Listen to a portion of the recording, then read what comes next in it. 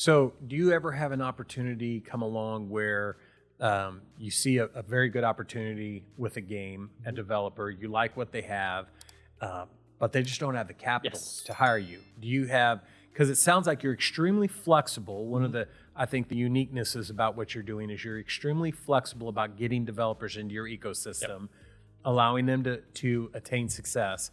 Do you ever get an opportunity of ownership in the games that where you can take that as well as kind of a chip that says, look, I know you can't pay me up front. We're going to take X% of ownership and we're going to do all the same work? Yeah. So I look at it like, okay, publishers, investors, they all work with different levers.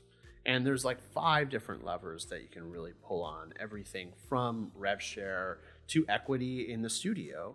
And most don't play with all the levers. Right. Most focus on 1 or 2 of the levers, whereas we can play with any of them and all of them and say, okay, well, what about a mix of things? Like, okay, you don't have money up front, so we focus on recoup and we focus on potentially rev share or maybe some equity in the company if we really believe in their long-term path.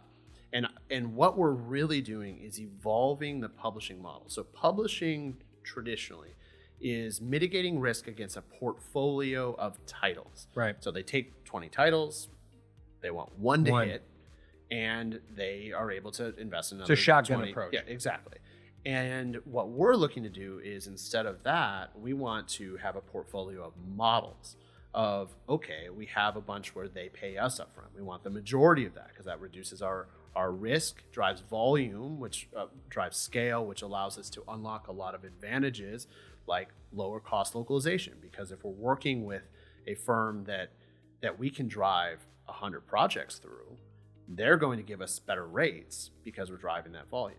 So if we have a segment of games that we have no risk, we're able to drive volume, we can then take a segment of games where we add risk, where we go, hey, you don't have money up front, but you have traction that we like, you have the game that we really believe in, right? And we can invest our time and effort into that, maybe even a little bit of money, to be able to push it forward and know that we're already have mitigated the risk because we're doing all these other things over here, and we have the resources built out to be able to support these things over here. One of the things that I think we liked about your model is there's an alignment between your process of bringing a developer through. You are more aligned with the developer than there would be in a traditional publishing model that's like, hey, we're going to take this shotgun approach, buy 20 games, hope one works. You, all along the way, have a shared desire to make this work, because if you're not doing good work, they drop paying you the fee. Exactly. Right? And so it's really one of those unique situations where both your client and you, it's a win-win. We're aligned. Yeah. And I believe strongly that friction is healthy if it's healthy friction. Like there is the unhealthy friction. I think traditional publishing creates unnecessary, unhealthy friction because ultimately, because they've invested in, because they have rev share, because they own the rights long term, a publisher has full control over something they're not creating. And it naturally creates a situation where their priorities are going to change, and it's going to negatively affect something that could have had a positive outcome because of those things. Whereas our priorities are aligned.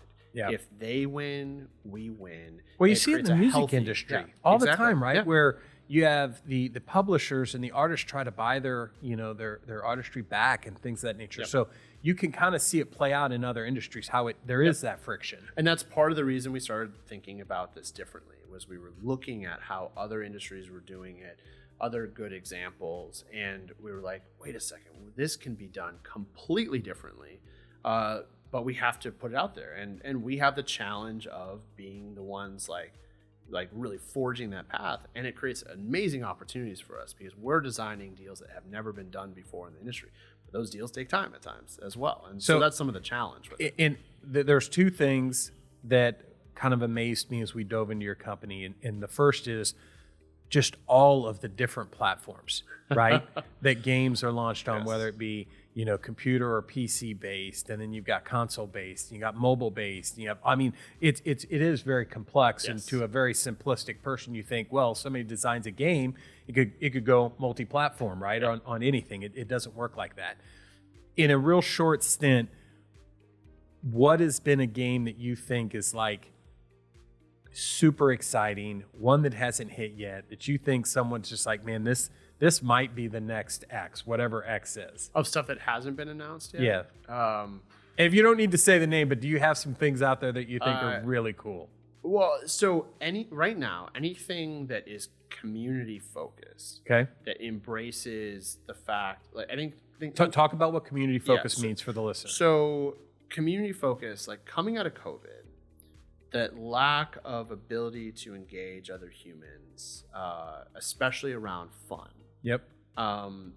Really was lacking, and people sought it out. And so what we saw was there was a certain games that had not been successful up until COVID, that during COVID became massively successful, like a game like Among Us, and brought people together. So when I talk about community, it's like bringing people together. The ability to interact with other people while gaming. Exactly. Talking, and chatting. The most successful ones right now that are getting tons of traction are not the highest, quality of graphics.